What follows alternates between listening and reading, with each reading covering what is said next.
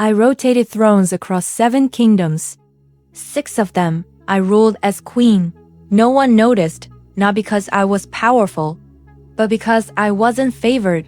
Unloved queens are invisible, which meant I could take another crown. That was when one king decided he wanted to unify the continent. I stared at the map, counted the crowns, and thought, out of 7 kings, why are you the one making trouble? In ancient history, there was a man who carried 6 seals and made the world believe he was inevitable. I carry 6 crowns. The difference? Everyone knew about him. No one knew about me. That was the advantage. The continent was shared by 7 kingdoms, each strong enough to destroy the others. None strong enough to survive doing so. 1 month, you invade me. The next, I raid your borders. Today, we sign an alliance. Tomorrow, we break it. Betrayal after betrayal, war after war. For over a century, chaos maintained its own balance. They called it stability. I called it exhausting. My father understood this world perfectly. While kings burned gold on wars, he traveled between kingdoms, trading rare goods, trading favors, trading silence. House of Vale grew richer with every conflict. They said our fortune could rival a throne, which was why the thrones came knocking. The first envoys arrived together: Northreach, Guildmere, Emberfall, 3 delegations. 1 hall. They nearly drew swords arguing over who arrived first. I watched them and realized something important. I couldn't afford to offend any of them. So I accepted all 3 proposals. One envoy froze. Your house has 3 daughters. I paused, as if calculating.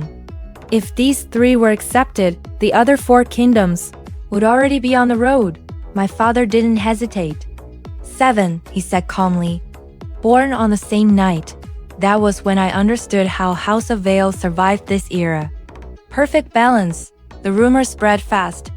Within 3 months, Stormvale, Riverwind, and Greyhold arrived together. Their envoys didn't fight. Why would they?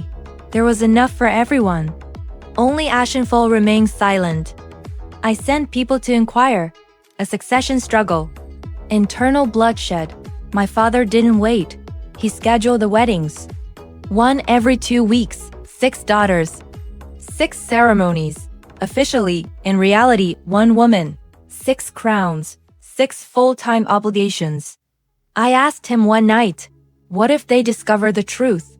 My father only smiled. Do exactly as I say, he replied. You'll be safe. I trusted him. After all, he had already sold the same daughter to half the continent. To keep me alive, my father made one thing very clear. He announced to the world, whoever proved to be the best son-in-law would inherit the full fortune of House of Vale. Gold beyond imagination. It worked perfectly. The kings stopped watching me. They started competing with each other. As long as they were busy outdoing one another, no one asked why the queens looked suspiciously similar. My first marriage was to the north, Northreach. King North entered the hall, tall, broad-shouldered, wrapped in fur. I stood up immediately. Before he could speak, I tugged at the fur lining around his collar. I'm just saying, I told him lightly. Your kingdom is unbearably cold.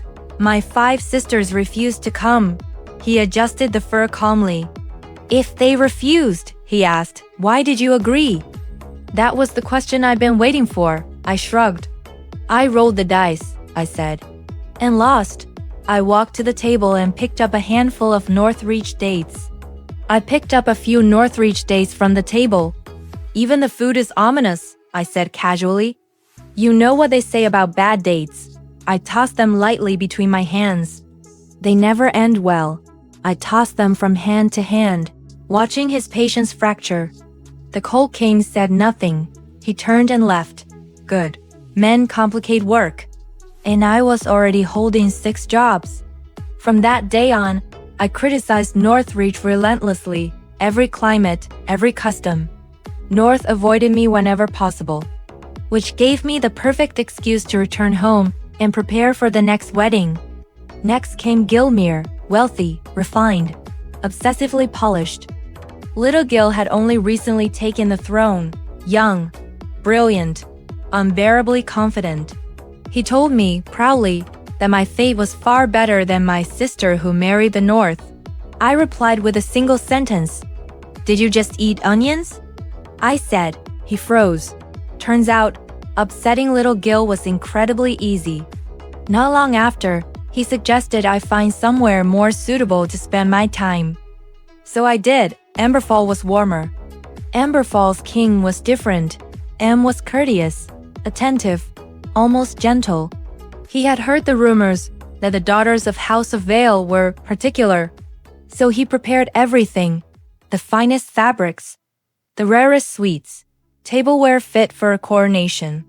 And his pride, a famous Emberfall dish, roasted riverfish. I didn't want it.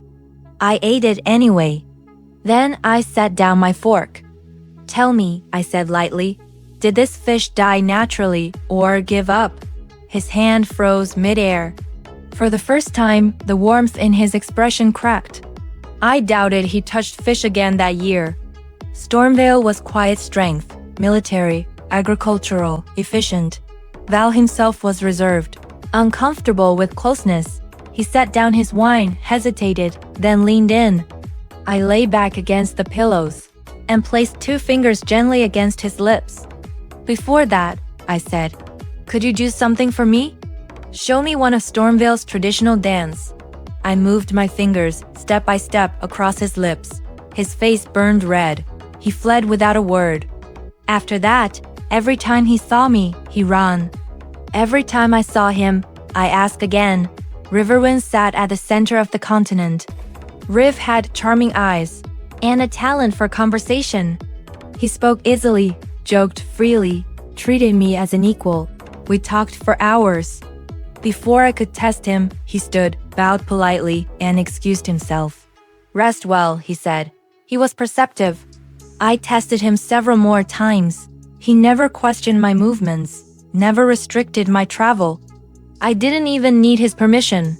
Clever man. The final marriage was Greyhold. Weakest of the 7. Quiet, forgettable. I didn't bother trying. If things ever collapsed, I could dismantle 5 kingdoms before Greyhold noticed. I was ready, fully prepared to humiliate the king of Greyhold, a minor kingdom, no army worth naming, no wealth worth envying, and yet they dared to marry me. Then the door opened, and my plan collapsed. He was young, perhaps 19. Dressed in white, broad shoulders, narrow waist, calm posture, clear eyes. The kind of face that makes you forget what you were about to say. I paused, briefly, regrettably. My father has been ill for years, he said quietly. As crown prince, I welcome Lady Vale in his place. He bowed, properly, carefully, carefully. He had heard the rumors. About the daughters of House of Vale, about wedding nights that ended badly.